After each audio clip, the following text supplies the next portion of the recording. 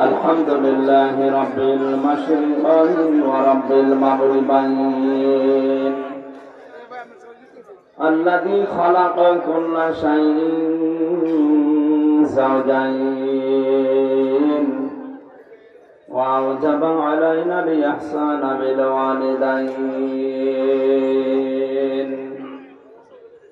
ونشهد أن لا إله إلا الله وحده لا شريك له وأشهد أن محمدا عبده ورسوله سيد الكونين صلى الله عليه وعلى آله وصحبه وأتباعه أجمعين ليلا ونهارا في الطرفين فقد قال الله تعالى في كلامه المجيد وبرهانه التوحيد أعوذ بالله من الشيطان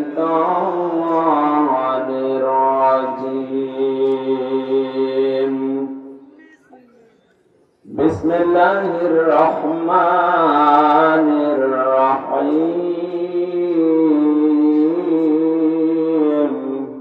وقاتلوا في سبيل الله الذين يقاتلونكم ولا تعتدوا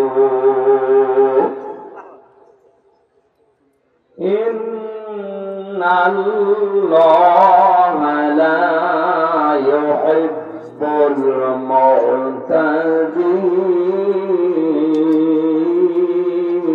المعتدين صدقت يا ربنا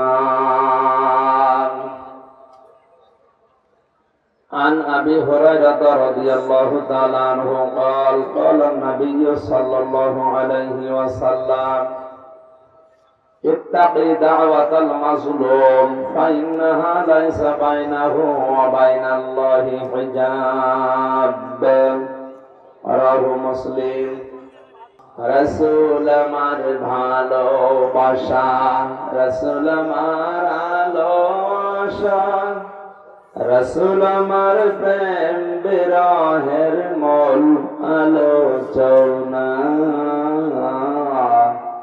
রসুল আমার কাজে কর্মের অনুপ্রেরণা।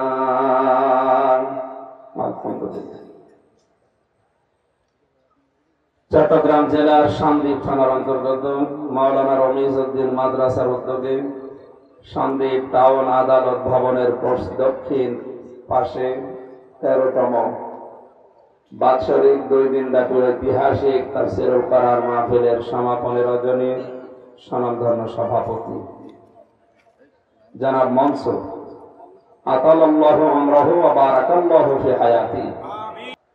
বিশ্বনবী মসজিদে নববীতে প্রবেশ করে দেখলেন ডান দিকে কিছু মানুষ আল্লাহর কোরআন নিয়ে আলোচনা করছে, বাম দিকে কিছু মানুষ জিকিরে লিপ্ত আছে। নবীজি বললেন দুইটা দল ভালো কাজে আছে, তবে সবচাইতে উত্তম কাজে আছে তারা যারা কোরআন নিয়ে ব্যস্ত আছে। আফদালুল ইবাদাতি তিলাওয়াতুল কোরআন, পৃথিবীর সবচাইতে উত্তম নফল ইবাদত কোরআন তেলাওয়াত। আমার মালিক আমাকে এই মুহূর্তে নির্দেশ দিয়েছে আমি যেন কোরআনের এই ময়দানে শ্রোতা হিসাবে বসে পড়ি। আপনি টের পেলেন কি বললাম?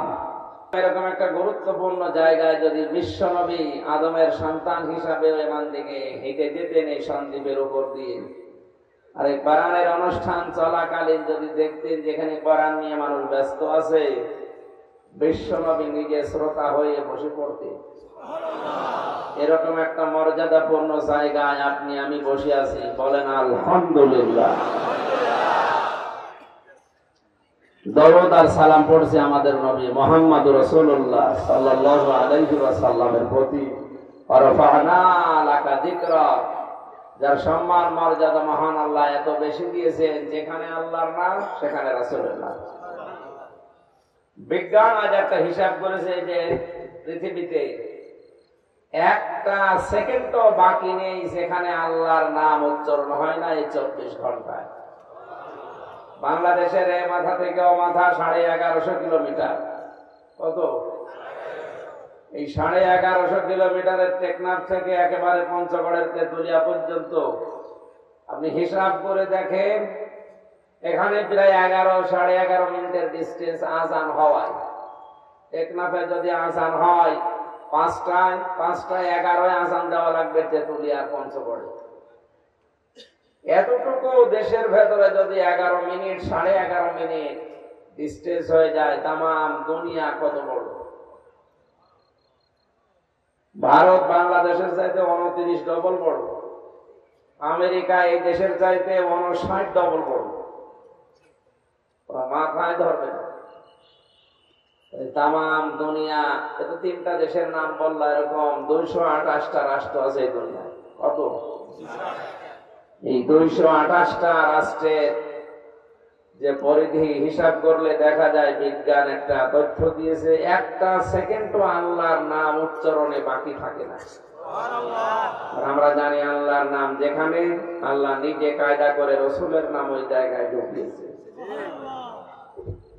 মানুষ যখনই বলে আশহাদু আল্লা ইলাহা ইল্লাল্লাহ, সঙ্গে সঙ্গে বলে মুহাম্মাদুর রাসূলুল্লাহ।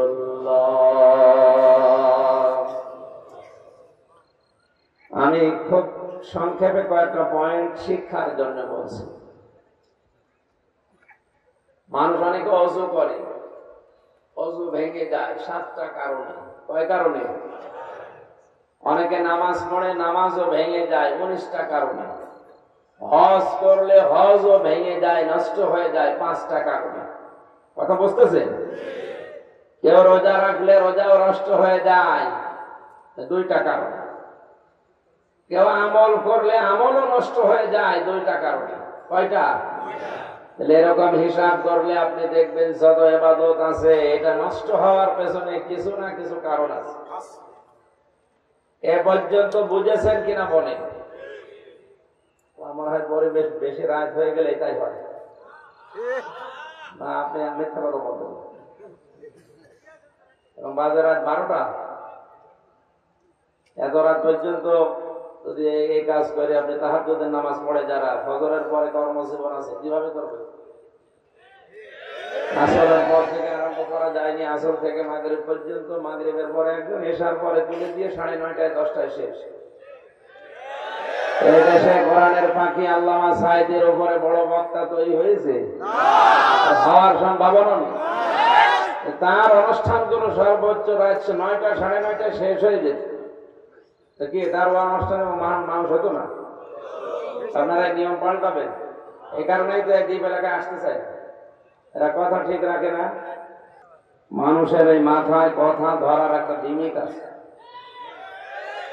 মানুষগুলো যারা বসে আছে, সে আসরের পর থেকে এ বসা পায়খানা যাবে না, এখন তো উঠলে আমি উল্টা পাল্টা বলবো, তাকে রাখবো। আমরা যেখানে অনুষ্ঠান দিলে হয় না, বাস্তবতা বোঝা লাগবে।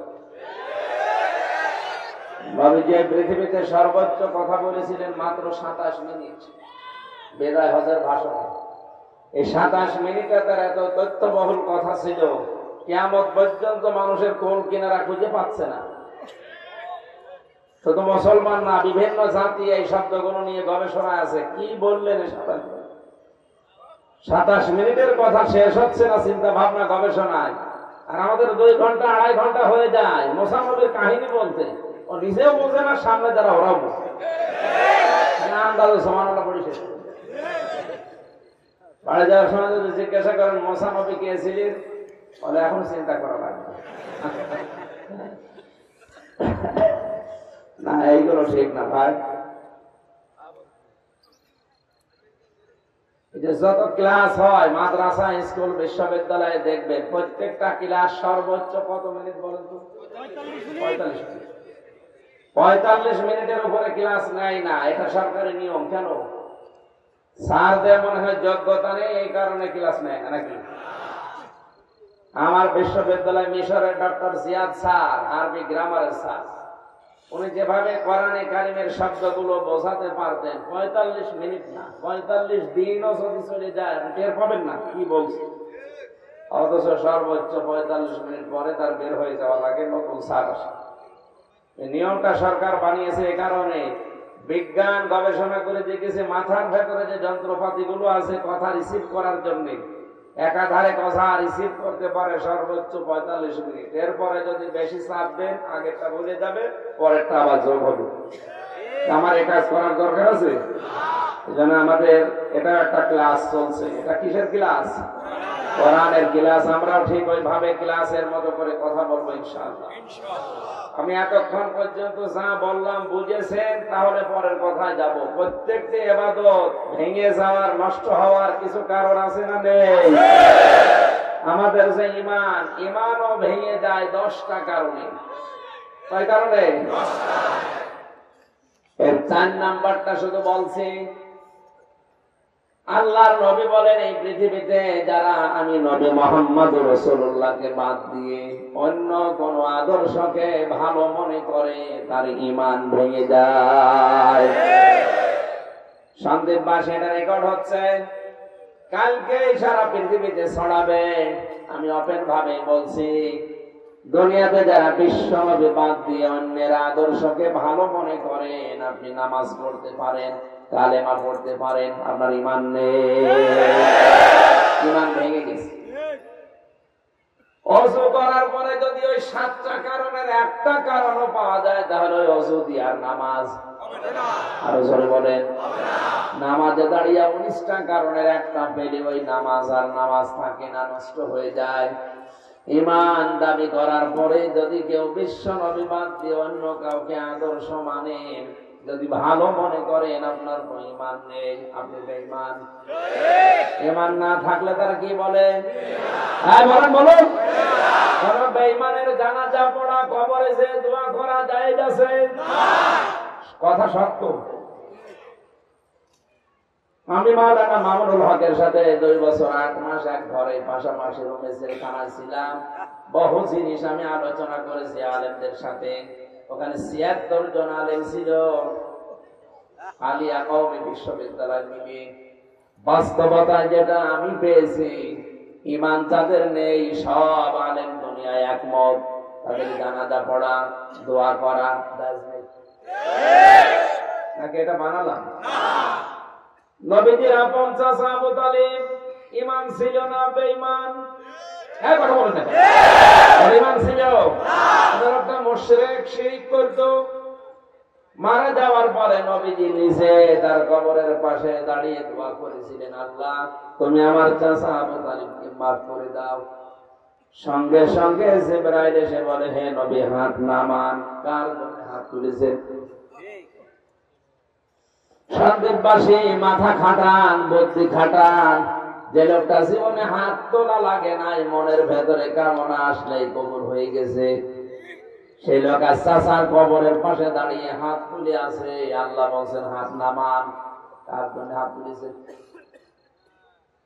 সূরা তাওবার 113 নম্বর আয়াত নাযিল হচ্ছে, মা কানা লিন-নাবিয়্যি ওয়াল-লাযীনা আমানু আইয়াস্তাগফিরু লিল-মুশরিকিন ওয়ালাউ কানু উলি কুরবা মিন বাদি মা তাবায়্যানা লাহুম আন্নাহুম আসহাবুল জাহিম। বলেন আল্লাহু আকবার। এটা তাফসীরে ইবনে কাসিরে পাবেন, তাফসীরে ফি জিলালিল কোরআনে পাবেন, তাফসীরে মাজহারিতে পাবেন, তাফসীরে তাফহিমুল কোরআনে পাবেন।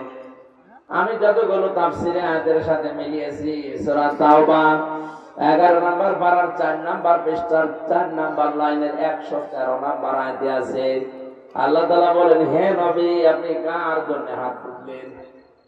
এই লোকটা আপনার চাচা, আমি জানি। এই লোকটা সারা জীবন আপনাকে বাড়িতে রেখে কোলে কাকে নিয়ে লালন পালন করেছে, খাওয়াইয়েছে, আমি দেখেছি। কিন্তু লোকটা মুশরিক, ঈমান নেই। এই বেঈমানের জন্য কোন নবী কোন ইমানদার দোয়া করবে, মাগফিরাত কামনা করবে, এটা জায়েজ নেই। এটা জায়েজ নেই। এই শব্দ আমি বানালাম, এই কথা বলে না কেন? মা কানা লিন্নাবিয়্যি ওয়াল্লাযীনা আমানু, কোন নবীর জন্য কোন ইমানদারের জন্য শুধু আজকের এই দিন না, কিয়ামত পর্যন্ত জায়েজ নেই কোন মুশরিকের জন্য, বেঈমানের জন্য ক্ষমা চাবে।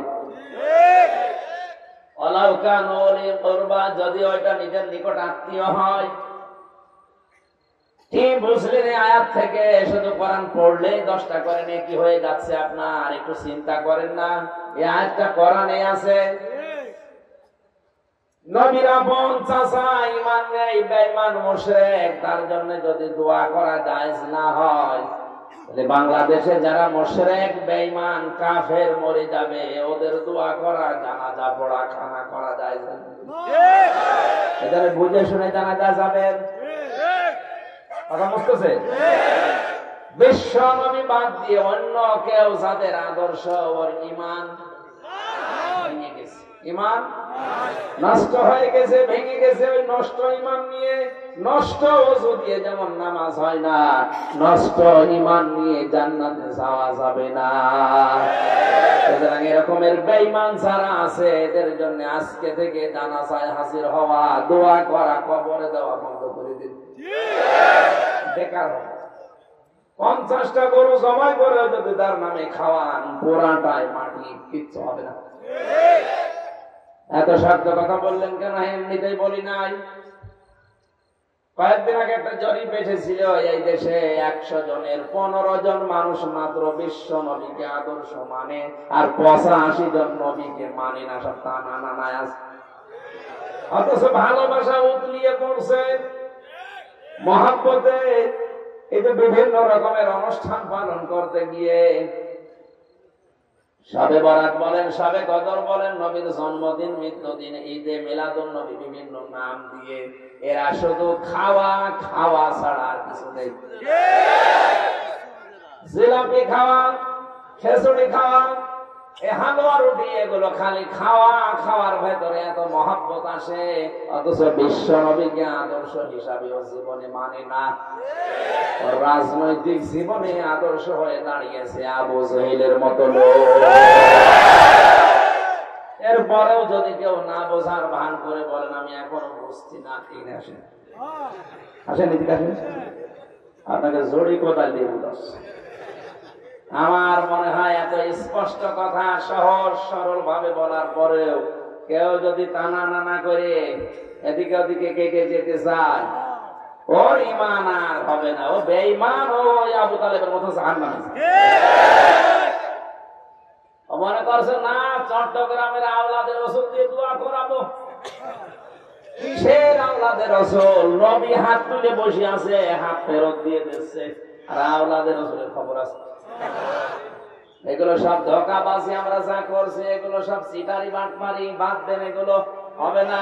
আপনার ঈমানই নেই, আপনি তো বেঈমান।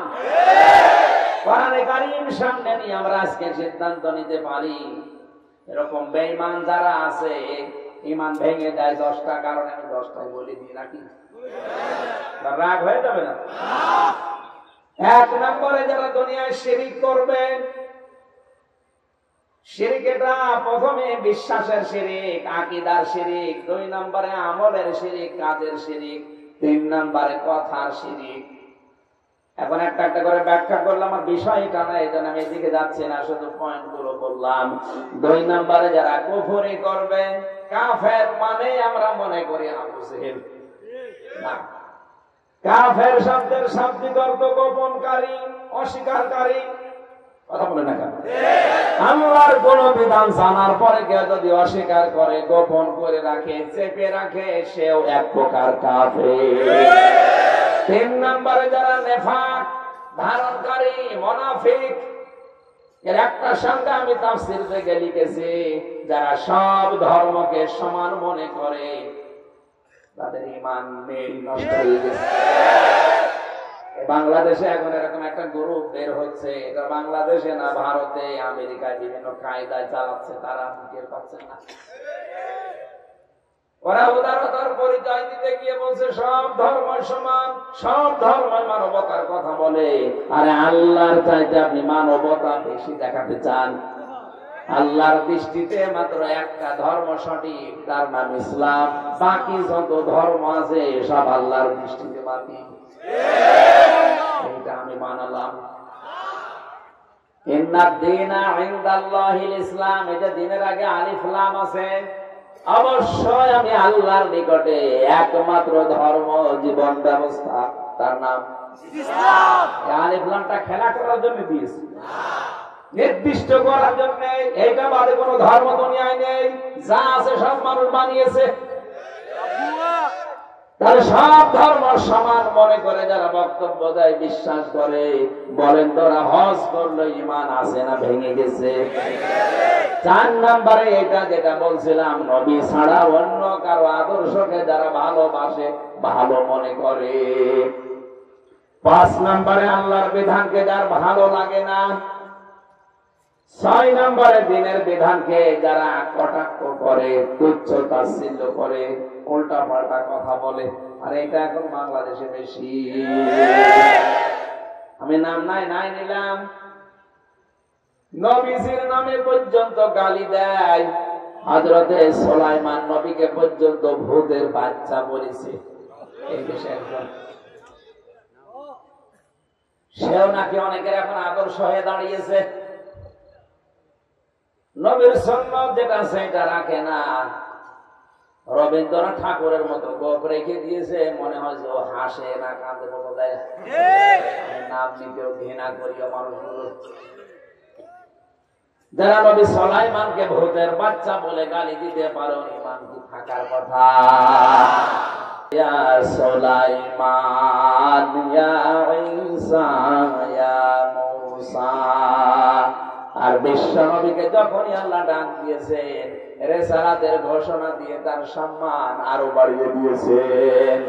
মুহাম্মাদুর রাসূলুল্লাহ, বলেন আল্লাহু আকবার।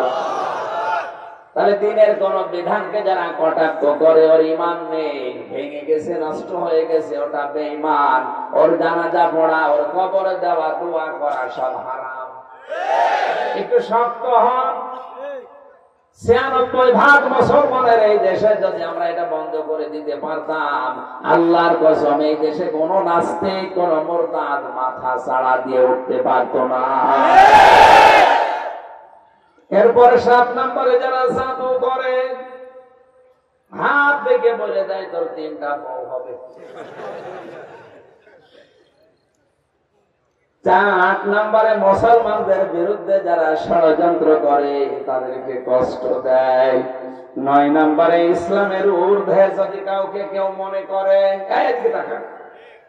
কেউ যদি কাউকে ইসলামের ঊর্ধ্বে মনে করে, তার ঈমান ভেঙে গেছে, নষ্ট হয়ে গেছে। 10 নম্বরে ইসলামের কোন বিধান যারা ঘৃণা করে, অপছন্দ করে, ঘৃণা করে, এটা সূরা মুহাম্মদের 9 নম্বর আয়াতে, সূরা সিজদার 22 নম্বর আয়াতে এই তথ্যগুলো আছে। আমি লম্বা করে বললাম না, কারণ আমার আলোচনার সাবজেক্ট আজকে অন্যটা। আমি যেটা বোঝাতে চাই এতক্ষণ পর্যন্ত সামারাইজ করে, বিশ্ব নবীকে যারা বাদ দিয়ে অন্য কারো আদর্শকে ভালো মনে করেন, আপনি নামাজ পড়তে পারেন, রোজা রাখতে পারেন, দাড়ি রাখতে পারেন, আপনার ঈমান নেই, আপনি বেঈমান। বেঈমানের জানাজা দেশে আর হবে, কবরে দেওয়া হবে, ওর জন্য দোয়া করা, মাগফিরাত কামনা হবে। একটু শক্ত হয়ে বন্ধ করে দেন, কারণ বেঈমানের জানাজা পড়া, হাজির হওয়া, দোয়া করা হারাম। আপনি মনে করছেন আমি মুসলমান, হারাম কাজ করছি? কি করে আপনি হারাম কাজ করেন? শাইখুল হাদিস ইবনে শাইখুল হাদিস উনি এই কথাটাই বারবার বলতেন, হামজা আসলে আমরা সবাই নামাজও পড়ছি, রোজাও রাখছি, অথচ বেঈমানের জানাজা পড়া, কবরে দেওয়া, মাগফিরাত কামনাও করছি। আমার অন্তরে এই কথাটা খুব বেশি গেঁথেছে। ঠিকই তো আমরা হারাম কাজ করছি অনেকেই, নবীজির চাচা মারা গেছে, নবীজির দোয়া আল্লাহ ফেরত দেয়, আর বাংলাদেশে টাটকা মুশরিক মরে যায়, তাহলে এটা না। আমরা দোয়া করে গরু জবাই করে জান্নাতে দিয়ে আসি, মনে হয় যে কন্ট্রাক্ট টানি নিয়েছে। ভান্ডারে বাদ দেওয়া লাগবে। আমাদের একমাত্র আদর্শ মুহাম্মাদুর রাসূলুল্লাহ। আমার আজকের তেলাওয়াতকৃত আয়াত সূরা বাকারার 190 নম্বর আয়াত। কিছু মানুষকে আল্লাহ দুনিয়াতে খুব বেশি অপছন্দ করেন। অপছন্দ করেন আমির হামজা কে? বলেন বলেন বলেন। আল্লাহ নিজে কিছু মানুষকে অপছন্দ করেন, ঘৃণা করেন। এই মানুষগুলোর নাম আল্লাহ কোরআনে দিয়েছেন। এখন দেখি শবে বরাত সম্পর্কে, নিসফে শাবান সম্পর্কে মাওলানা সাদিকুর রহমান আজহারি, হোসেন আহমেদ মাহফুজ থেকে অনেক কথা শুনেছেন, আমি ওদিকে যাচ্ছি না। যে কয় প্রকার মানুষকে আল্লাহ ঘৃণা করে, দেখি আমরা কোন প্রকারে আছি কিনা। যদি থাকি আমরা এখনই তওবা করে পাল্টাবো। জবান খুলে কোরআনের সোনালী আয়াত একবার পড়েন। আউযু বিল্লাহি মিনাশ শাইতানির রাজিম। বিসমিল্লাহির রহমানির রহিম।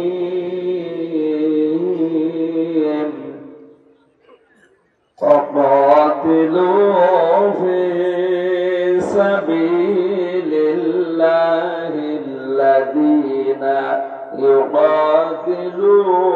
يقاتلونكم ولا تعتدوا إن الله لا يحب المعتدين।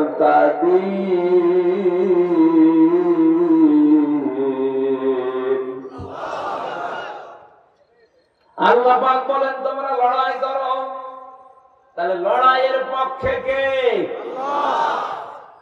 অনেক মানুষ এই কথাটা শুনলে মন খারাপ করে যে ইসলাম মনে হয় মারামারির ধর্ম না। ওমা রমাইতা ইয রমাইতা ওয়ালাকিন্নাল্লাহা রমা। হে নবী, ওই দিন যেদিন আপনি বালি নিক্ষেপ করেন, বালি তো শুধু আপনি সামনের দিকে ফিকে মেরেছিলেন, বাকি চারিদিকে কাফেরদের চোখে পৌঁছিয়ে দেওয়ার দায়িত্ব পালন করেছে আমি আল্লাহর কুদরত।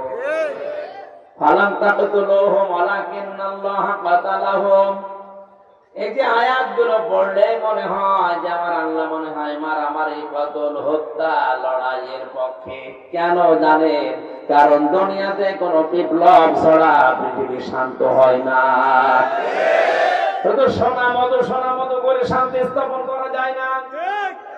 এমন এমন জায়গা আছে যেখানে বুখারী শরীফের তুলনায় বাকারী শরীফ দিয়ে কাজ হয় বেশি।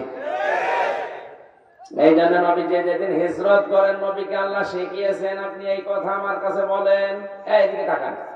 এই কথাতে শুনলে আপনার রাগ হয়, রাজনীতি মনে হয়। আল্লাহ নিজে নবীকে এই কঠিন মুহূর্তে বলেন, হে নবী আপনি আমার কাছে এই দোয়া করেন, أقول ربي أدخلني مدخل صدق وأخرجني مخرج صدق واجعل لي من لدنك سلطانا نصيرا। সূরা বনী ইসরাঈলের ৮০ নম্বর আয়াত। আল্লাহ পাক বলেন নবী আপনি কঠিন মুহূর্তে আছেন, চারিদিকে তরবারি নিয়ে ওরা দাঁড়িয়ে আছে। আপনাকে একবার দেখতে পারলেই 2 কোপ লাগবে না, 1 কোপই আলাদা করবে। আপনি কঠিন ভয়ঙ্কর মুহূর্তে আমার কাছে বলেন আল্লাহ তুমি আমাকে ঘর থেকে নিরাপদে বের করে দাও। রাস্তা থেকে বের করে যখন মদিনা পর্যন্ত নিয়ে যাবে, আমাকে নিরাপদে নিয়ে যেও। আর মদিনাতে যাবার পরে আমার একটা রাষ্ট্র ক্ষমতা দিও যার ভেতরে তোমার সাহায্য থাকে। রাষ্ট্রীয় ক্ষমতা না হলে এমন এমন কিছু কাজ আছে যেটা ওয়াজের মাধ্যমে সমাধান করা যায় না। এই জন্য নবীকে জানিয়েছেন আপনি দোয়া করেন যে আল্লাহ আমাকে রাষ্ট্র ক্ষমতা দাও। এটা যদি কেউ রাজনীতি মনে করে মন খারাপ করে, অনেক ঈমান আছে না ভেঙে গেছে। কারণ এটা আল্লাহর নির্দেশ, কোরআনের আয়াত। দোয়া কবুল করবেন যিনি, সে আল্লাহ যদি এই দোয়া করতে বলে এই দোয়া কবুল হতে দেরি হবে। আরো জোরে বলেন। আরে ভাই, যাকাত ভিত্তিক অর্থনীতি যেটা, কিয়ামত পর্যন্ত আমি হামসা যদি ওয়াজ করি, কোরআনের বাকি 50 বছর যাকাতের পক্ষে ওয়াজ করেছে, কিছু করতে পারিনি। কথা বলে না কেন? কিন্তু মিল্লাতুনকা সুলতানান নাসীরা, যদি রাষ্ট্রীয় ক্ষমতা হাতে চলে আসতো, যদি প্রধানমন্ত্রী হয়ে যেতেন, একবার যদি বলতেন দেশে যাকাত ভিত্তিক অর্থনীতি কায়েম করে দিলাম, আল্লাহর কসম 50 বছর ওয়াজ করা লাগতো না, 2 সেকেন্ডের ওয়াজে কাজ হয়ে যেত। আল্লাহ ভালো করে জানেন, কুতিবা আলাইকুমুল কিতালু ওয়া হুয়া কুরহুল লাকুম, আমি আল্লাহ কিতাল করা, যুদ্ধ করা এটা লিখে দিলাম, ফরজ করে দিলাম, যদি অনেকের কাছে এটা খারাপ মনে হয়। আজ আফগানিস্তান ইসলামী একটা ইমারত তৈরি করে কোরআনের আইনগুলো চালু করে তামাম দুনিয়ার দিকে তাকান, সারা পৃথিবী এখন তাদের দিকে তাকিয়ে আছে। দুনিয়ায় যদি কেউ এক টুকরা জান্নাত দেখতে চায়, সে যেন আফগানিস্তানের দিকে তাকায়। কারণ কোরআনের আইন যেখানে চলে, ওই জায়গাটা আমার আল্লাহ পুরাটাই জান্নাত বানিয়ে দেয়।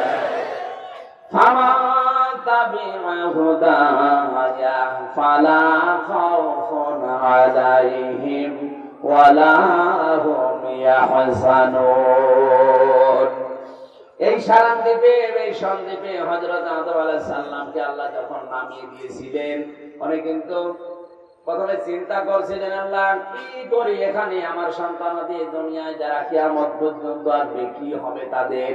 আমার আল্লাহ পাক এই শব্দটা দিয়ে তাকে সান্ত্বনা দিয়েছেন, কোনো ভয় নেই, কোনো চিন্তা নেই, আমার পক্ষ থেকে হেদায়েত যাবে, পথ নির্দেশিকা যাবে, যদি এগুলো মেনে চলতে পারো, যেখান থেকে নামিয়ে দিলাম আবার ওই জায়গায় ফেরত নিয়ে আসবো।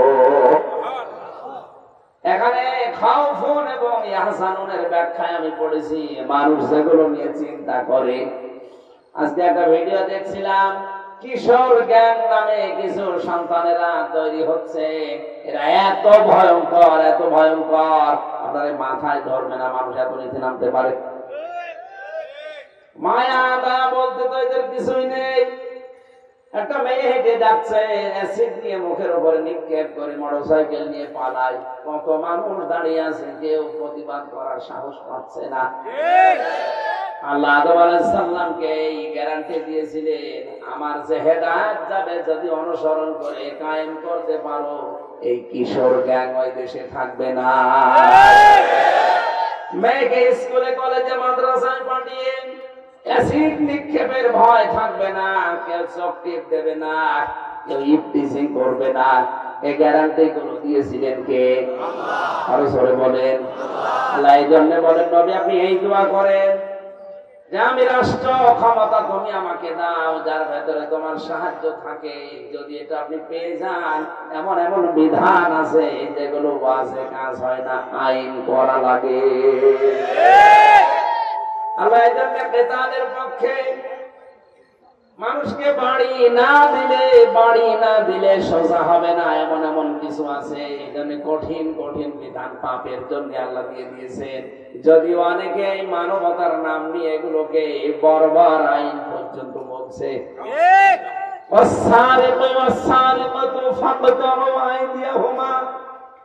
আল্লাহ বলেন, চোর যদি চুরি করে, নারী হোক আর পুরুষ হোক, ওর হাত কেটে দাও, এটা দুনিয়ার শাস্তি। জাযাম বিমা কাসাবা নাকালাম মিনাল্লাহ, এটা আল্লাহর পক্ষ থেকে দুনিয়ার শাস্তি। জেলখানায় 3টা বছর থেকে আমি দেখেছি, যত চোর ওখানে আছে, একটাও চোর জেলখানায় থাকার কথা না, যদি এই আইনটা বাংলাদেশে কার্যকর থাকতো। চুরি করলে হাত কেটে দাও। বিভিন্ন গ্রুপের নাম নিয়ে, এই যে অরেঞ্জ, ভ্যালি, কত রকমের নাম নিয়ে কোটি কোটি টাকা জনগণের যারা চুরি করেছে, এই দেশে যারা বিভিন্ন জায়গায় পৌঁছিয়ে এমপি বলেন, মন্ত্রী বলেন, বিভিন্ন দপ্তরে দায়িত্ব পালন করে কোটি কোটি টাকা জনগণের চুরি করে বেগম পাড়া বানিয়েছে, ওদের হাত কিন্তু কবে কাটা পড়ে যেত। আর এরা কোনদিন চাইবে না যে আইনটা সংসদে পাস হোক, কারণ জানে যে এটা যদি সংসদে যায় আমার হাত থাকবে না।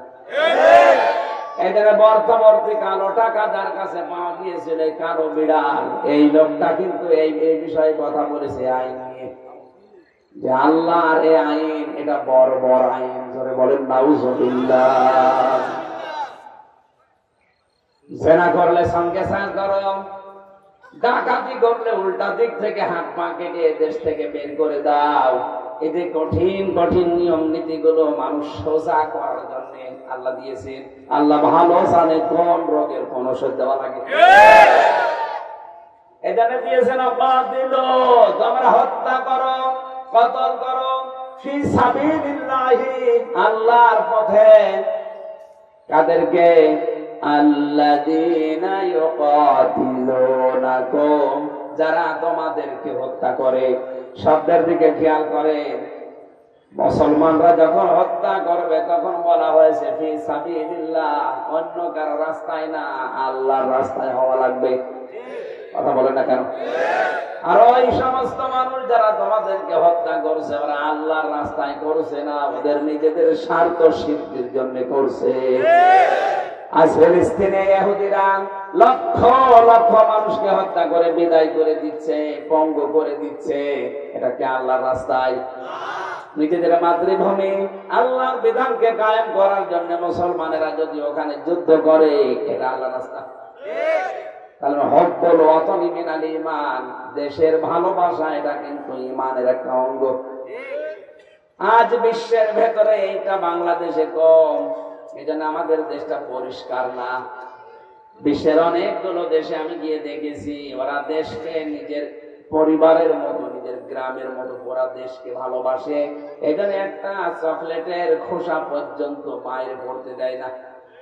আর আমার কাছে শুধু আমার পরিবারটাই, আমার গ্রামটাই, আমার ইউনিয়নটা, আমার জেলাটাই, বাকি যে 64 জেলা এটা অন্যের মনে হয়। এই জন্য আমরা উন্নতি করতে পারি না।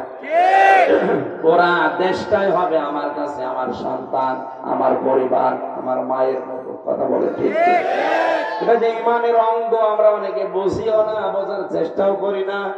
হব্বুল ওয়াতানি মিনাল ঈমান, দেশের প্রেম তৈরি করা, ভালোবাসা তৈরি করা, এটা ঈমানের একটা অঙ্গ। বলেন সুবহানাল্লাহ।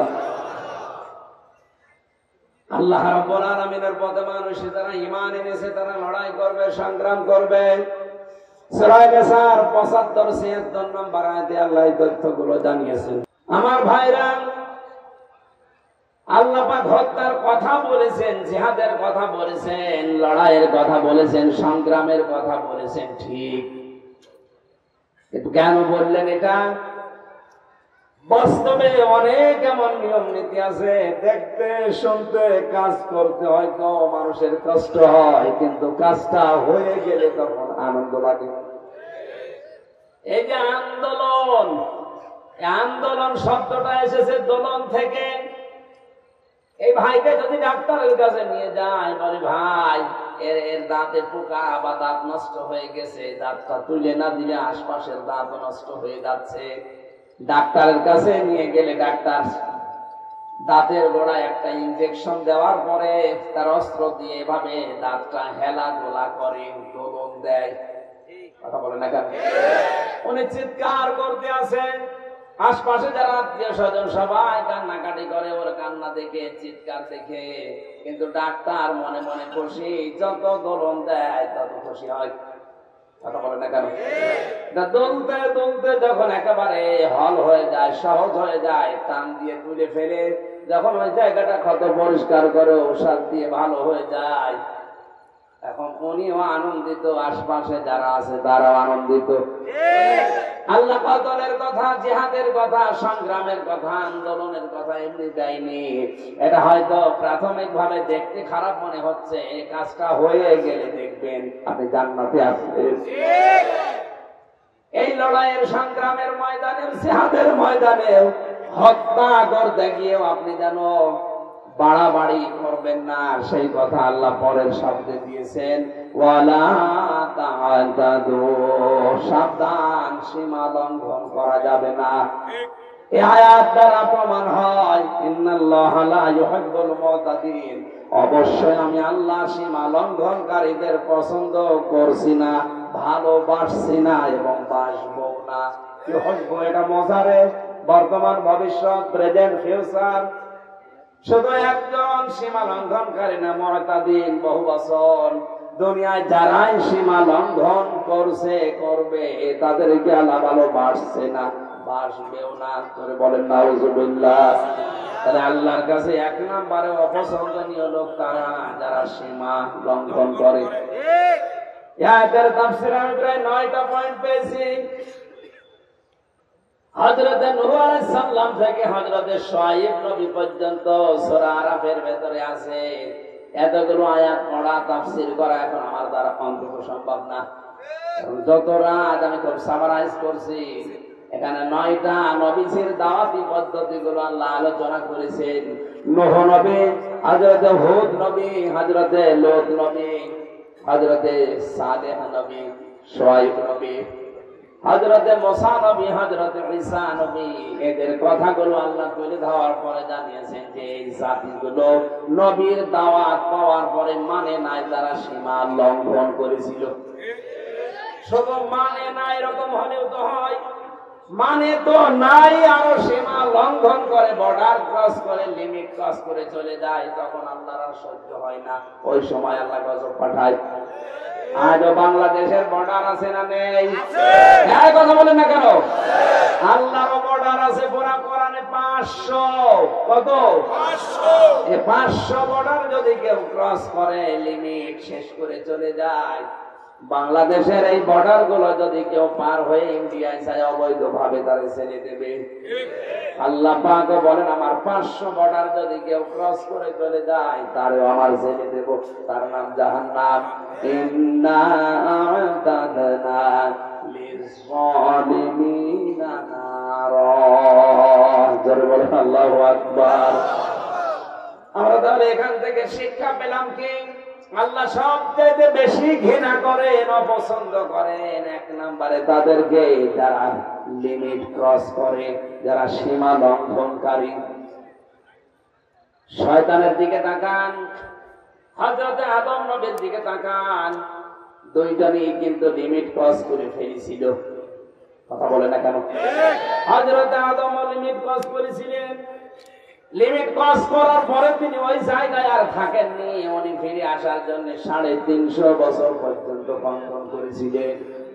শেষ পর্যন্ত আল্লাহ পাক তার উপরে খুশি হয়েছেন এত বেশি, কারণ তিনি তার সবকিছু নিজের উপরে দোষ চাপিয়ে দিয়েছে।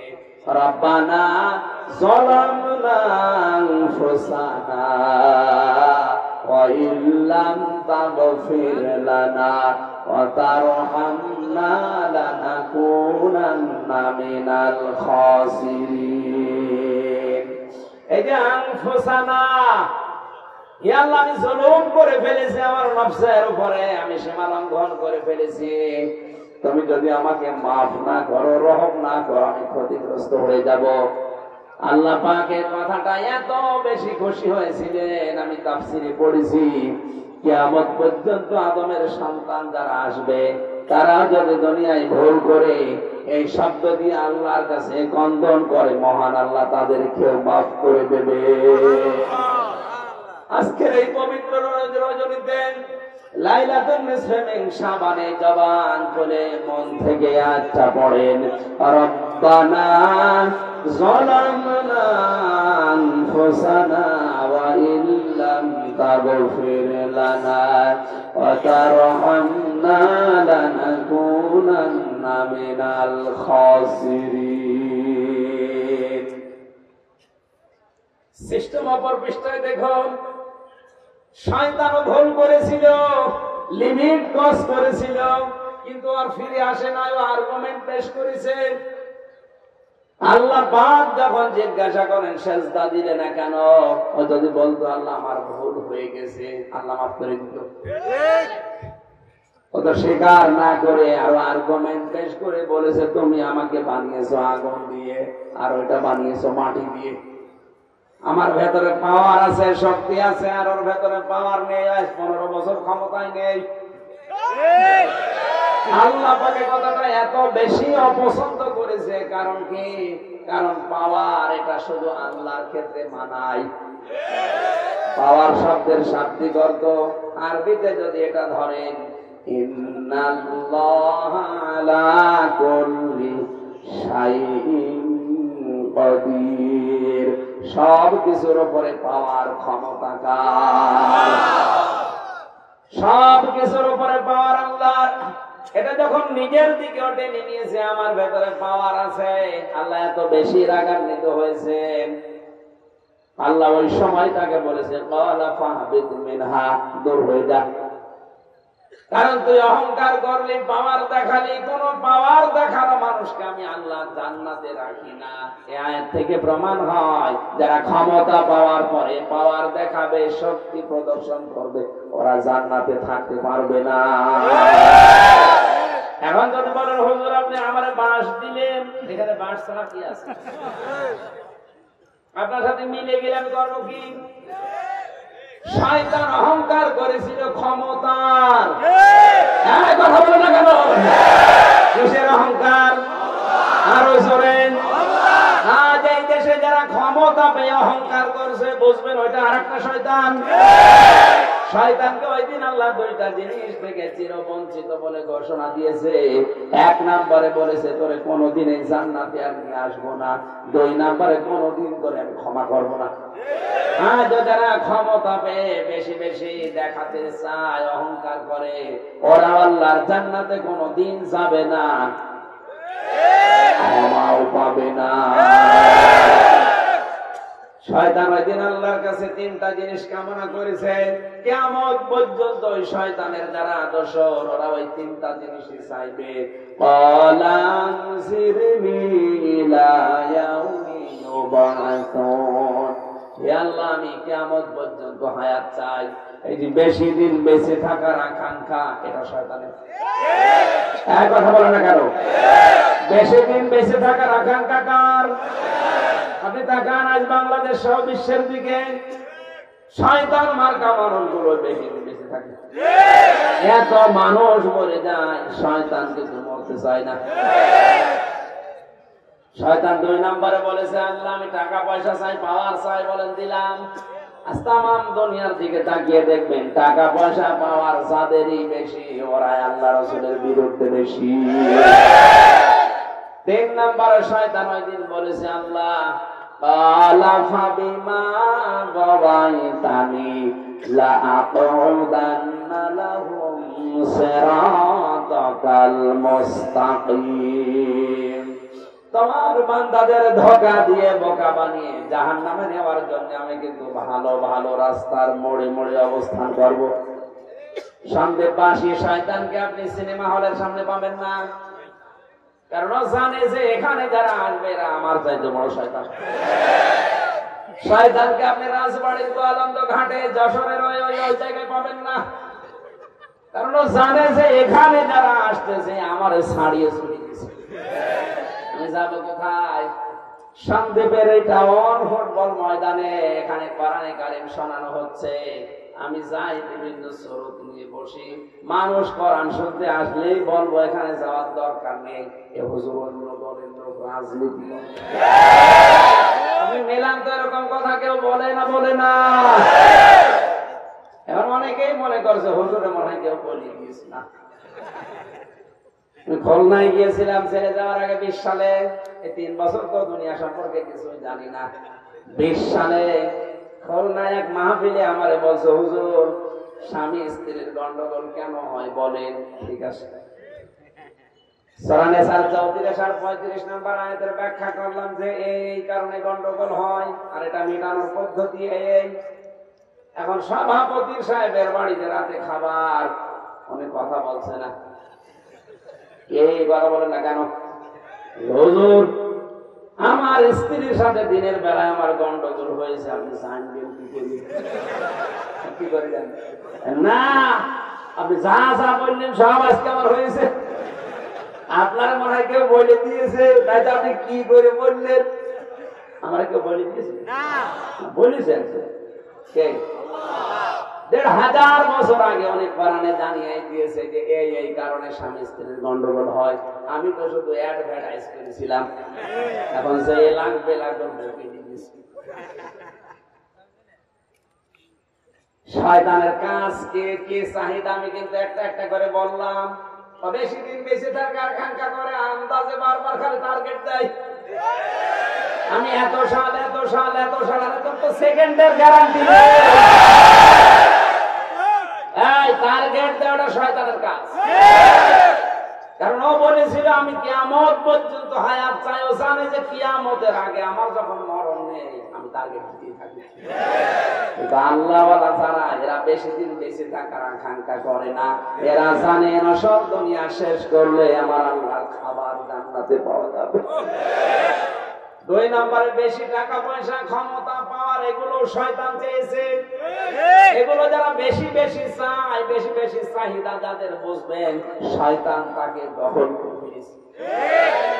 এই লোকটা যদি এখন বাড়িতে যে সালাম দেওয়ার পরে বলে, বউ যদি বলে শুয়োরের বাচ্চা, এই কুকুরের বাচ্চা, রাগ হবে? হ্যাঁ, যদি জ্ঞানী মানুষ হয় রাগও করবে না, মন খারাপও হবে না, চিন্তা করবে আল্লাহ, এ তো আল্লাহওয়ালা মেয়ে মানুষ, শিক্ষিতা, ধার্মিক, কোনদিন আমার মুখের উপরে মুখ তুলে কথা বলে না। আর আজকে আমি ভালো বুঝে সালাম দিলাম, আর আমার বছর কুকুরের বাচ্চা এর ভূতে ধরেছে, দিনে ধরেছে। আপনি যখন শুধু দুনিয়া দুনিয়া দুনিয়া ক্ষমতা ক্ষমতা করে লাফাবেন, বুঝবেন আপনি আর স্বাভাবিক নেই, শয়তান আপনাকে দখল করে ফেলেছে। 3 নাম্বারটা তো ঝামেলা।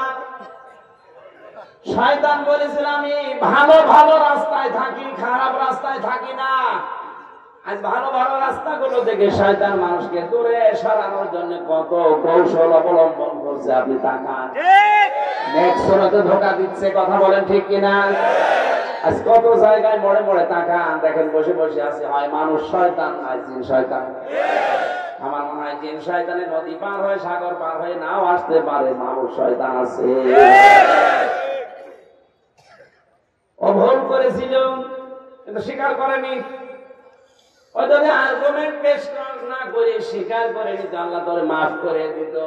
এমন কায়দা আমি পড়েছি তাফসীরে, আর একটা গোলা বানিয়েছিলেন, গোলা বানিয়ে একটা মুখ বানিয়ে বলেছে এখানে শুধু মাথা নত কর, তোর সেজদা হয়ে যাবে। ও মাথা না দিয়ে আগে বসিয়েছে পা। এখানে গোলায় যারা ধান গম এগুলো পাড়তে যারা ওঠেন, আগে পা ঢোকাবেন না, আগে মাথা ঢোকাবেন। আগে পা ঢুকিয়ে দিয়েছে কে? দেখেছেন কত কায়দা করেছিল আল্লাহ, যে শুধু একটু মাথা নত করুক, আমি এইটাই সেটা মানব। ও শয়তান আগে মাথা না দিয়ে।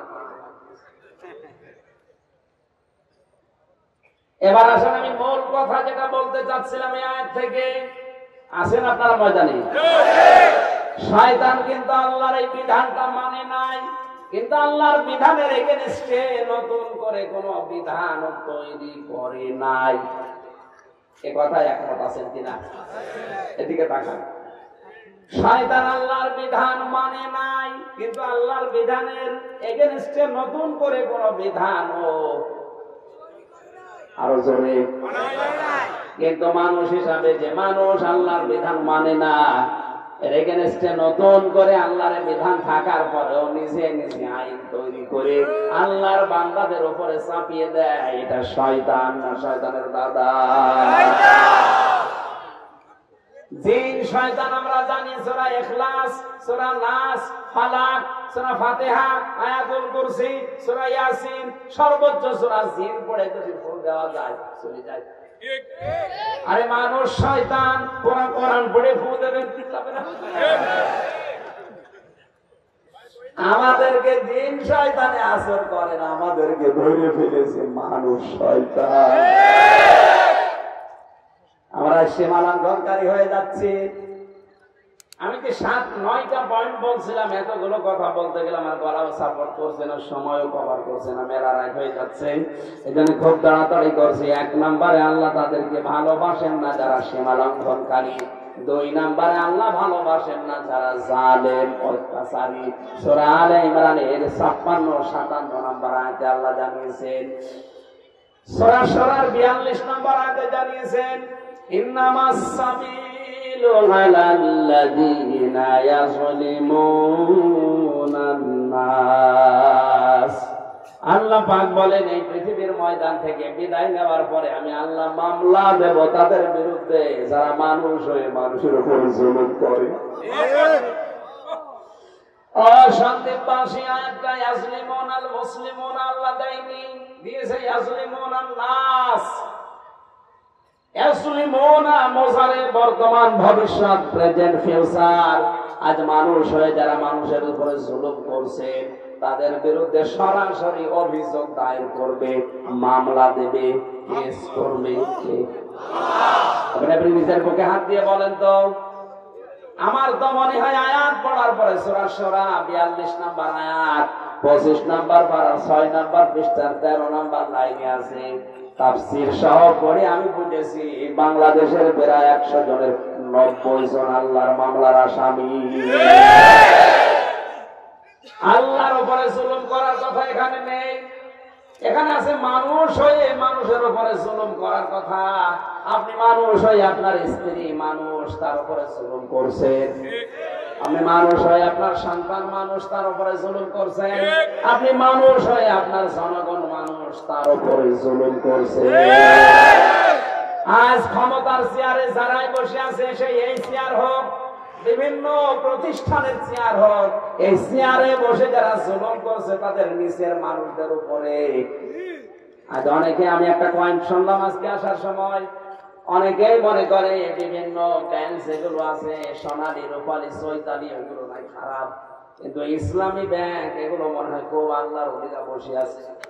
না, সব ইসলামী ব্যাংকের যারা বড় বড় চেয়ারে আছে সবগুলো ভালো না। ওদের নিচের বহু কর্মচারীর কাছে ওদের বিরুদ্ধে আমি নিজের কানে উল্টা পাল্টা শুনছি। এটা যেহেতু রেকর্ড হয়ে কালকে যাবে, এই জন্য সবাইকে সাবধান করছি, আপনি আল্লাহর মামলার আসামি হয়ে যাবেন যদি ওই চেয়ারে বসে নিচে যারা আছে তাদের অধিকার নষ্ট করে জুলুম করেন। এটা যেহেতু করছেন আপনি, নাই তো ওরা বলতো না। আপনি চেয়ারে বসে কি হনুরে হনুমান হয়ে যাচ্ছেন, ওই চেয়ার থেকে নামিয়ে গেটে যে লোকটা দারোয়ান হিসাবে দাঁড়িয়ে আছে অস্ত্র নিয়ে বা লাঠি নিয়ে, আল্লাহ যদি ওখান থেকে নামিয়ে আপনি ওই জায়গায় দাঁড় করিয়ে দিত, আর ওই দারোয়ানকে যদি আপনার এই চেয়ারে বসাতো, ও যদি আপনার সাথে আচরণ করতো, কেমন লাগতো বলেন? আপনার বিবেকে একটু ধাক্কা লাগে না? দয়া করে আল্লাহ এখানে আপনারা বসিয়েছে, আর নিচের মানুষের উপরে ব্যক্তিগত রাগ খাটা দেখে আপনি জুলুম করছেন। একটু বেশি বলে ফেললাম। এটা বাংলাদেশে হচ্ছে, অনেক জায়গায় অনেকে আমার কাছে কমপ্লেন দিয়েছে মোবাইলে, এই কারণে বললাম।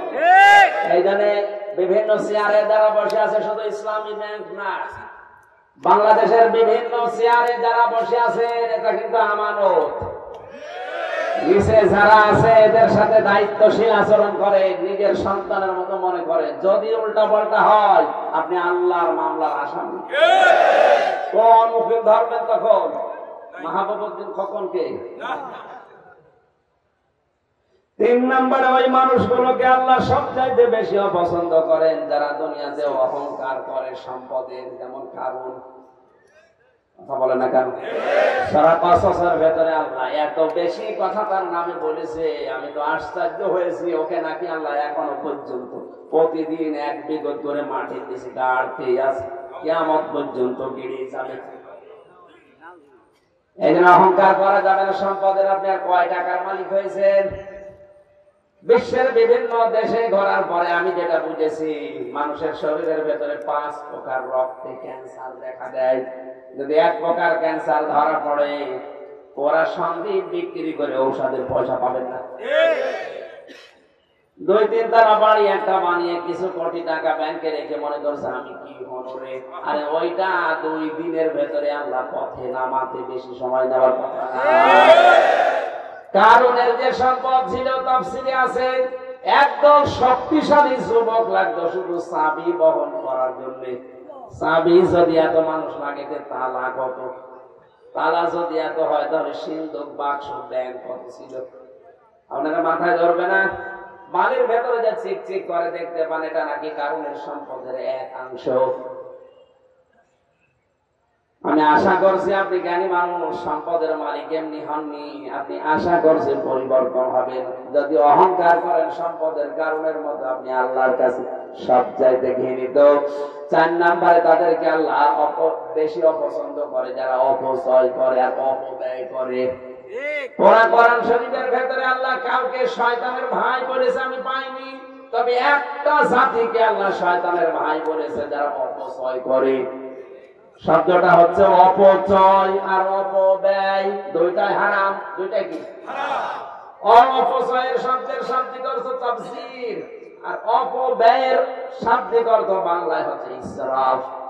কোন বৈধ জিনিস যদি কেউ বেশি করে কিনে, ওটা হচ্ছে ইসরাফ। কথা বুঝতেছেন? আমার 2 কেজি আম লাগবে, টাকার গরমে আমি 10 কেজি আম কিনে 8 কেজি পচালাম, এটা ইসরাফ, হারাম। আর তাফসীর বলা হয় যেটা অবৈধ জিনিস, যেমন মদ। মদ তো হারাম, এরপরে টাকা পয়সা খরচ করে খেলাম, এটার নাম কি হারাম। তাফসীর, এটার নাম কি? দুইটাই হারাম। আল্লাহ পাক যে অপচয় করেন না তার প্রমাণ আমার এই শরীর। আমার এই শরীরের ভেতরে যে পিত্ত রস গুলো তৈরি হয়, খাবারের অর্গান গুলো নিয়ে তৈরি করে, নির্যাস গুলো দিয়ে ওই রসটা আল্লাহ বানান। বিজ্ঞান এখন কম্পিউটারের ভেতরে দেখতে পাচ্ছে, যতক্ষণ মানুষের পেটে খাবার থাকে ওই রসটা ফোটা ফোটা হয়ে পড়ে। যখন খাবার থাকে না ওই রসটা দামি রস, সেই জন্য আর পড়ে না, অটোমেটিক মুখ বন্ধ হয়ে যায়। আল্লাহ নিজে অপচয় করেন না, অপচয়কারীকে তিনি পছন্দ করেন না। 5 নম্বরে যারা আমানতের খেয়ানত করে, আর এটা বাংলাদেশে সবচাইতে বেশি। আমরা মনে করি আমানতের খেয়ানত মানেই হচ্ছে টাকা দিলাম 10,000 ফেরত দিল না, এইটা না। যে চেয়ারে যে লোকটা বসার যোগ্যতা রাখে না, ওই লোকটাকে যদি জোর করে হোক আর যে কোনো কায়দায় ওই চেয়ারে বসানো হয়, এটা খেয়ানত। আজ এই বাংলাদেশের দিকে তাকান, অনেক মন্ত্রণালয়ে এমন এমন মানুষকে বসিয়েছে যে ওই বিষয়ে কোনোদিন পড়াশোনা করেনি। আমি নাম নিলাম না। আরে ভাই, আপনি সারা জীবন করেছেন মাস্টারি, শিক্ষকতা। আপনারা যদি এখন কৃষি মন্ত্রীর দায়িত্ব দেওয়া হয়, বলেন তো আপনি কি কোনোদিন চাষ করেছেন? যে ওই বিষয়ে অনার্স মাস্টার্স করা, যার ওই বিষয়ে জ্ঞান আছে, তারে ওই দায়িত্ব দেওয়া দরকার। এমন মানুষকে এমন দায়িত্ব দিয়ে দিচ্ছে যে লোকটা জীবনে ও বিষয়ে একেবারে অনভিজ্ঞ, কিছু জানে না। ওই জায়গাটা তখন ভালো হবে না, ধ্বংস হবে। যেটা আমানতের খেয়ানত যারা করছেন, আল্লাহর কাছে সবচাইতে অপছন্দনীয়। 6 নম্বরে আল্লাহ তাদেরকে সবচাইতে বেশি অপছন্দ করে যারা ফাসাদ সৃষ্টি করে, বিশৃঙ্খলা তৈরি করে। 7 নম্বর আল্লাহ তাদেরকে ভালোবাসেন না যারা মন্দ কথা প্রকাশ করে, মন্দ কথা বলে। এমনকি ফেসবুকে, মোবাইলে কথা বলতে গেলে গালি দেয়। মেয়েরা যারা এসেছেন আপনাদের জন্য সবে বরাতে শিক্ষা হচ্ছে। সবে বরাত বলতে নিসফে শাবানে 2 জন মহিলাকে আল্লাহ এই দুনিয়ায় সালাম দিয়েছেন, একজনকে আর ঘর বানিয়েছেন একজনের জন্য।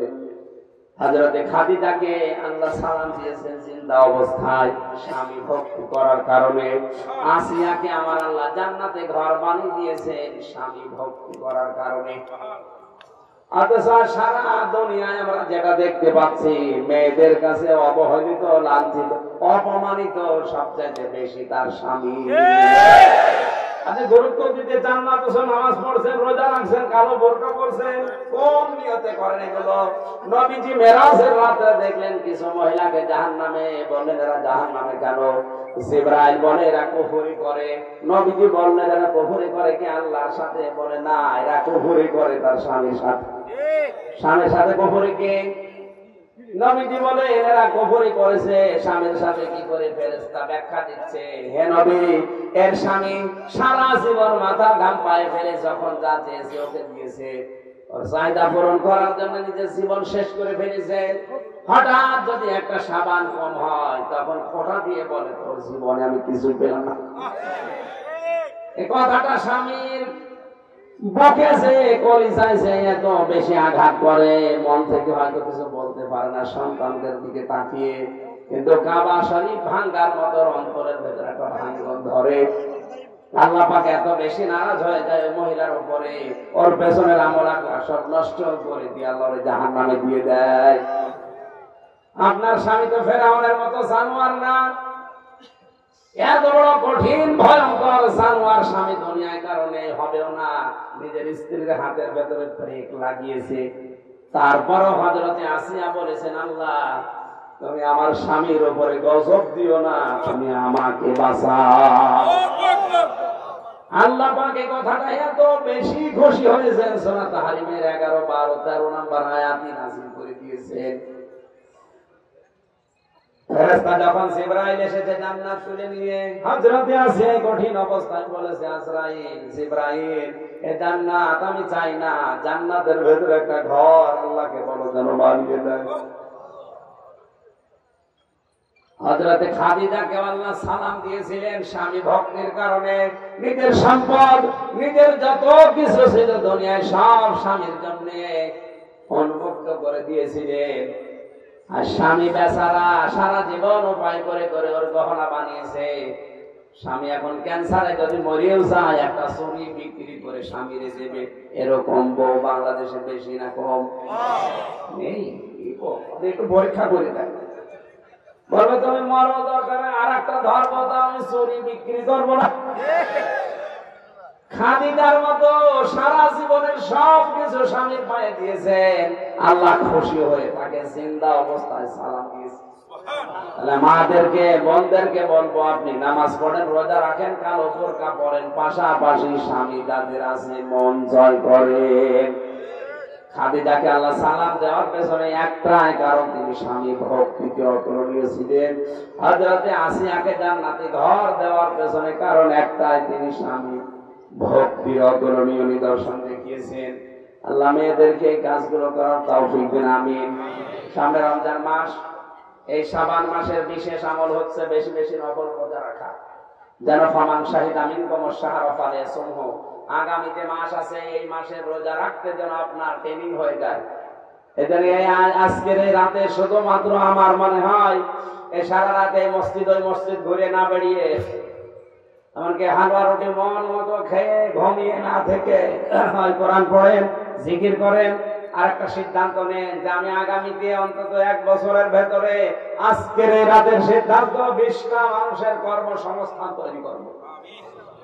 এরকম একটা সিদ্ধান্ত যদি এলাকায় যারা ধনী আছে নিতে পারে, অনেক অপরাধ এই দেশ থেকে আস্তে আস্তে বিদায় নেবে। এইগুলোর নাম হচ্ছে নিষ্পে শাবান, সবে বরাত বলে না, সবে কদর বলে। এগুলোর কোন পরিকল্পনা আমাদের নেই, শুধু রুটি খাওয়া নিয়ে ব্যস্ত আছে। প্রশ্ন দিয়েছে, বিড়ি খেলে কি অজু ভেঙে যায়? না, বিড়ি খেলে অজু ভাঙে না, কিন্তু বিড়ি খাওয়া তো হারাম। হারাম হওয়ার জন্য যে 3টা শর্ত লাগে, 1 নাম্বার হচ্ছে অবৈধ, 2 নাম্বার ওটা নাপাক, 3 নাম্বারে ওটা অশ্লীল। বিড়ি খেলে সবচাইতে বড় ক্ষতি হয়, এই মানুষের ভেতরে যে হাড় আছে এটা নষ্ট হয়ে যায়, তার মানে এটা ক্ষতিকারক, এই জন্য এটা হারাম।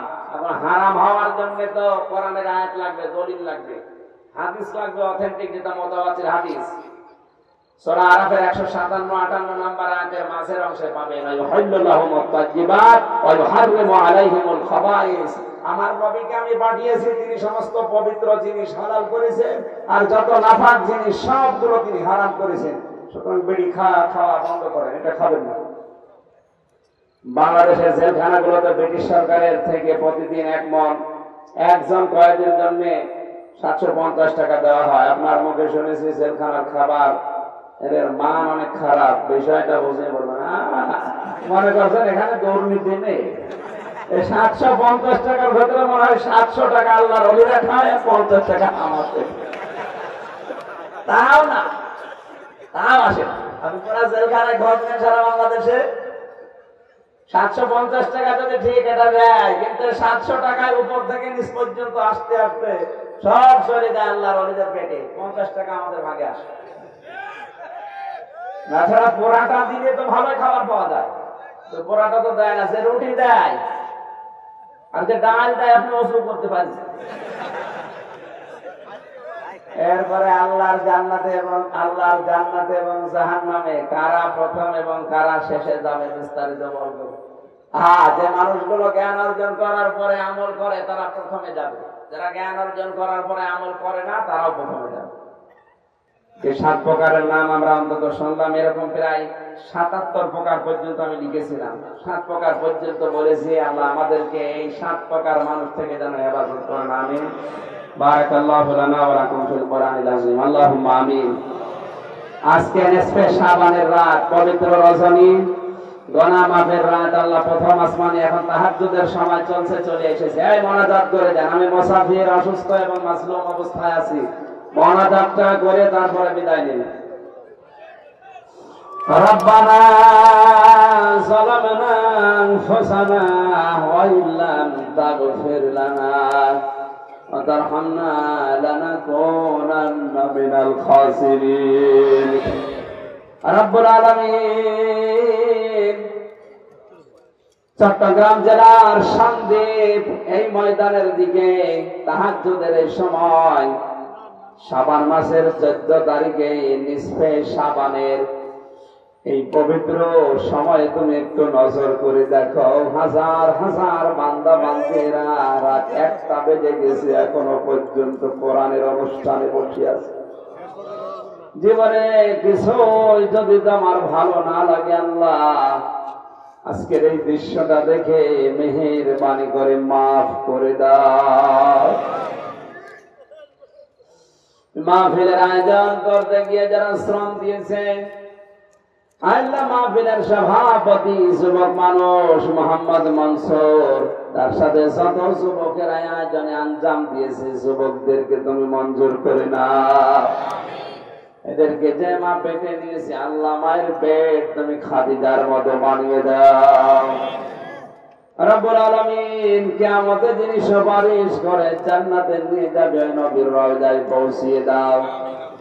হযরত আদম থেকে পর্যন্ত যত মানুষ কবরে আছে, আল্লাহ ঐতিহাসিক যে প্রেক্ষাপট পড়েছি, সারানদ্বীপ মানে এই শান্তিতে আমাদের আদি পিতাকে তুমি অবতীর্ণ করেছিলে, এখানে পাঠিয়েছিলে।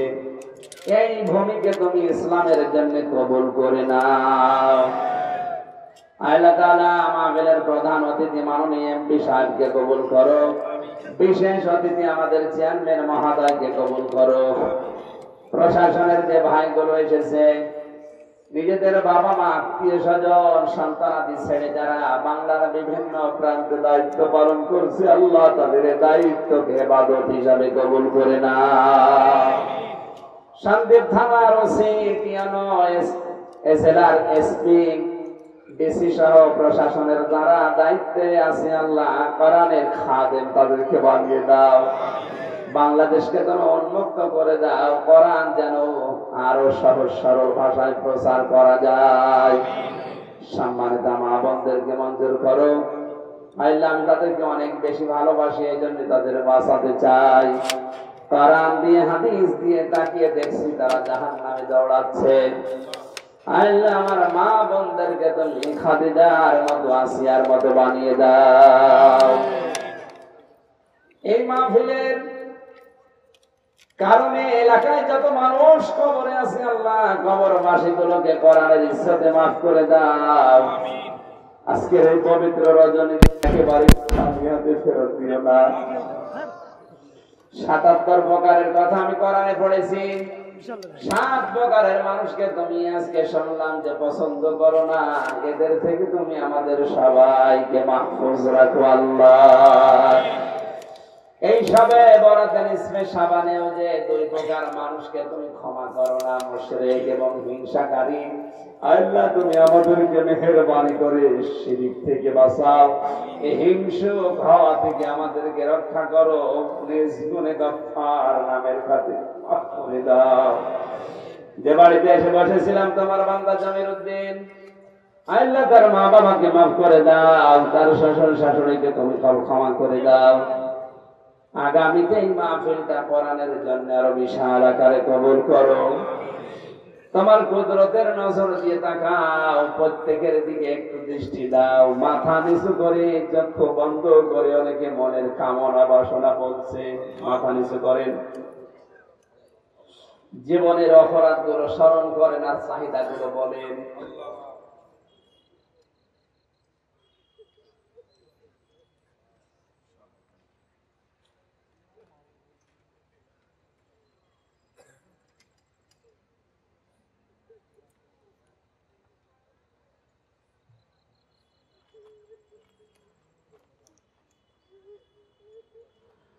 রব্বুল আলামিন, মনের ভেতরে যার যে কামনা বাসনা আছে আল্লাহ তুমি আমাদের জীবনের চাহিদা আশাগুলো পূর্ণ করে দাও।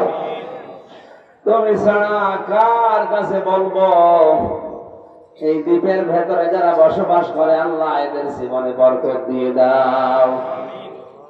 24 ঘন্টায় আমার মনে হয় যে আতঙ্কে আছে, তখন না জানি সাগর উত্তাল হয়ে এক ঢের ছাপ করে এদেরকে বিদায় করে দেয়। আল্লাহ তুমি এদেরকে বাঁচাও, ঈমান আমল নিয়ে টিকে থাকার তাওফিক দাও। তুমি নিজেই জানিয়েছো মানুষ যদি আমার কাছে বারবার না চায় আমি রেগে যাই। বারবার বলছি আল্লাহ, আল্লাহুম্মা লা তারুদ্দানা খায়িবি, আল্লাহুম্মা লা তারুদ্দানা খায়িবি, আল্লাহুম্মা লা তারুদ্দানা খায়িবি। একেবারে খালি হাতে ফেরত দিও না, কিছু না কিছু আমাদের হাতে দাও। আমাদের মা বাবাকে মাফ করে দাও, স্ত্রীকে মাফ করে দাও, সন্তানদেরকে ক্ষমা করো, মানুষের মতো মানুষ বানাও, নেককার বানাও। রব্বি হাবলি মিনাস সালিহিন, রব্বানা হাব লানা মিন আজওয়াজিনা ওয়া যুররিয়াতিনা কুররাতা আ'য়ুন ওয়াজআলনা লিল মুত্তাকিনা ইমামা। রব্বির হামহুমা কামা রাব্বায়ানি সাগীরা। সারা জীবন কষ্ট দিয়েছি মা বাবাকে, আল্লাহ তুমি তাদের মাফ করে দাও। আল্লাহুম্মা ইন্নী আসআলুকা শাহাদাতান ফি সাবিলিক। সারা জীবনের কামনা আমাদের এইটা আল্লাহ, সাধারণ ভাবে মরণ দিও না, মরণ যদি আমাদের দাও তুমি শাহাদাতের মরণ দিও। যত মানুষ কবরে আছে তাদের মাফ করে দাও, যত আলেম ওলামা সহ নিরপরাধ মানুষ যারা জেলে আছে মুক্ত করে দাও। কোরআনের পাখিকে তুমি মেহেরবানি করে কবরে ক্ষমা করে দাও। কখন মরণ চলে আসে জানি না, সেজদা অবস্থায় যেন মরণ আসে, আর যেন বলতে পারি লা ইলাহা ইল্লাল্লাহ